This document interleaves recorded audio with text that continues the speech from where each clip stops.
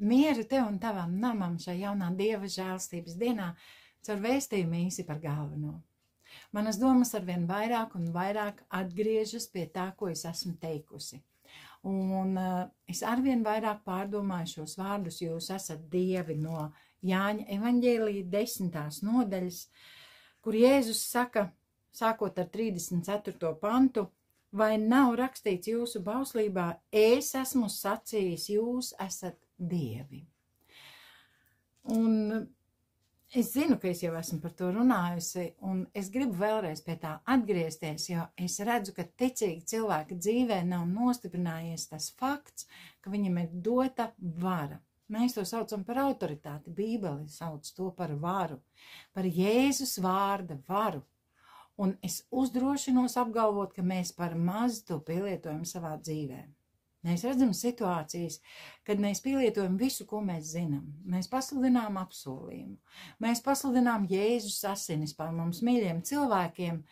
Un brīdis, kad nenotiek tā, kā mēs gaidām, liek mūs, mēs sajūtamies vīlušies, nestrādā, nedarbojas. Un līdz ar to, tik līdz mēs tā nodomājam, mēs esam šaubās, tik līdz mēs to apliecinām, mēs anulējam visu, ko esam pirms tam runājuši. Mīļie brāļi, mīļies brāli, mīļā māsa, lai kas to arī būtu, ja tu piederi Dievam, tevi ir šī vara. Lūkas evaņģēlijā 10. nodaļā, 19. pantā, Jēzus saka, redziet, es jums esmu devis. Atver Lūkas evaņģēlija 10. nodaļu, atver šo 19. pantu un izlasi to sev. Viņš tev ir devis varu un spēku staigāt pāri skorpioniem un čūskām un visam ienaidnieka ļaunumam, un nekas no tā tev nekaitēs. Un tad man nāk prātā atmiņā šie Pāvila teiktie vārdi, par ko te domāt?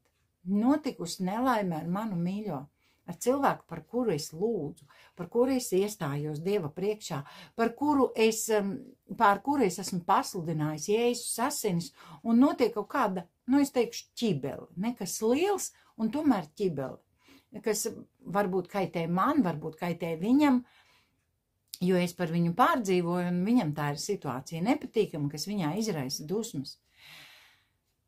Bet kur palika tas, ka tavs mīļais cilvēks, par kuru tu lūdz, ir ticis līdz tam punktam, uz kuru viņš ir devies?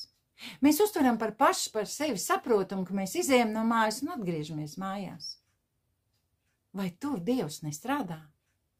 Ja mēs veiksmīgi esam atgriezušies mājās, ja mēs esam izgājuši no mājas un nekāds ļaunums mums nav noticis, vai mēs to pamanām? Pāvils teica par to, kas labs, kas šķīsts, kas svēsts, kas taisns, kas patīkams, par to domājiet. Un tad mēs esam aizmirsuši, ka mēs esam dievi. Kā tas izpaužas mūsu dzīvē? Tieši tāpat, kā mēs to pielietojam. Tādā mērā, kā mēs pielietojam šo Dieva doto autoritāti, ko viņš mums dod caur Kristu Jēzu, caur to, ka mēs viņu pieņemam. Tādā mērā, kā mēs to pielietojam, tādā mērā, kā mēs reaģējam uz savām situācijām, arī sātanam nāksies atkāpties. Bībele saka, 6 reizes viņš darbosies, bet 7. 6 reizes nelēma tevi skars, bet 7. tā vairs tev netuvosies. Tas ir vecajā derībā, es nepateikšu, kurā rakstu vietā. Un arī jaunajā derībā mums ir jāatceras vēstules Efeziešiem 6. nodaļas, panti no 10. līdz 18. Bruņojieties ar visiem Dieva ieročiem. Un tas, ka Dievs tevi redz par savu Dievu, ne tādā nozīmē, ka es esmu Dievs pār visu vareno Dievu, bet tādā nozīmē, ka viņš dod mums savu autoritāti. Kad viņš radīja Ādamu, vienīgais, kas šķīra Ādamu no Dieva, bija tas, ka viņš bija cilvēks un dzīvoja Ēdenes dārzā. Viņš bija tērpts Dieva godībā. Viņam apģērbs nebija vajadzīgs. Kad Ādams krita grēkā, šī godība no viņa nokrita.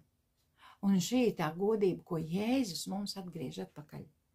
Mēs staigājam Dieva godībā, ja mēs staigājam roku rokā ar Dievu, ja mēs esam Kristu Jēzu, ja mēs atceramies un paši sev atgādinām, ka nav tāda spēka, kas mums spētu kaitēt. Ir cita lieta. Dievs caur situācijām mums kaut ko iemāca un pārmāca mūs no jauna. Jā, varbūt tas ir nepatīkami. Vēstulē Ebrejiem mēs varam izlasīt, ka katra pārmācība tajā brīdī mums šķiet nepatīkama. Bet laikam ejot mēs saprotam, labi, ka tā. Un tagad es zinu, ka nevar rīkoties tā vai citādi. Un skatīsimies uz šīm situācijām, kuras nenotiek. Jā, Dievs nevienmēr dara tā, kā mēs gribam. Viņš ir Dievs, viņš mūs ir radījis un viņš ir tiesīgs izlemt, kas ar mums notiks un kas nē, kas mums nāks par labu un kas nē. Romiešiem vēstulē Pāvils saka, tiem, kas Dievu mīl, visas lietas nāk par labu, gan labās, gan netik labās. Un no mums ir atkarīgs, kā pārvērtīsies šī situācija. Mums nevajag teikt, nestrādā, jo Dieva vārds strādā vienmēr. Vienmēr tas ir darbīgs, vienmēr tas darbojas, vienmēr tas dod spēku. Varbūt ne tajā situācijā, kurā tu gaidi, bet noteikti darbojas. Dievs mums ir klātesošs visur, kur mēs ejam. Viņš to ir apsolījis, un viņš to arī izdara. Bet vai mēs to saskatām?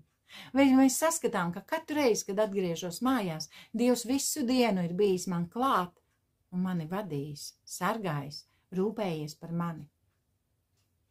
Vai katrs sīkums, katrs smaids, kas ir veltīts mums, tiek pamanīts? Dievs tevi mīl. Un to, ko viņš saka, viņš arī izdara.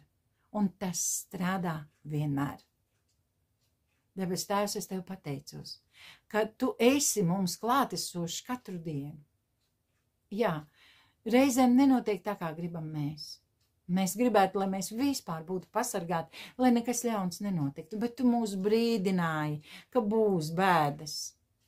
Bet mēs esam šīs bēdas uzvarējuši ar tevi, caur tevi, ar tavu vārdu, ar tavām asinīm. Un par to es tev pateicos, Tēvs. Un arī šajā Ziemassvētku laikā, kad Sātans jo īpaši cenšas mums nodarīt pāri, Jēzu palīdz mums atcerēties, ka tu esi kungs, ka tu valdi, un ka nevienam ierocim, kas vērs pret mums, mūsu uzveikt neizdosies. Jo tu esi mūžīgs, tu esi uzticams, tev vienīgajam, lai ir slava, gods un pateicība Jēzus Kristus vārdā. Āmen. Āmen.